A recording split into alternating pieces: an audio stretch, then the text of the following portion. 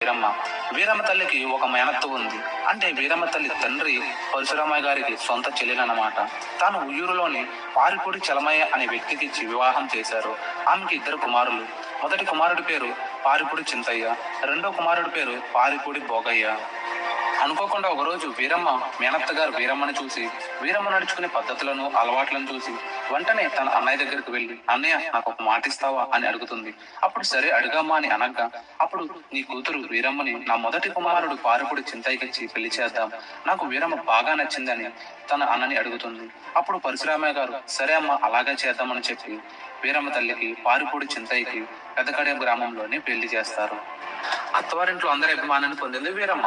మరిది భోగయ్యను బిడ్డలాగా చూసుకునేది. అలా కాలం గడుస్తూ ఉండగా మరిది భోగయ్యకు అచ్చమ్మతో వివాహం అవుతుంది. ఆమె మహాగటిగరాలు.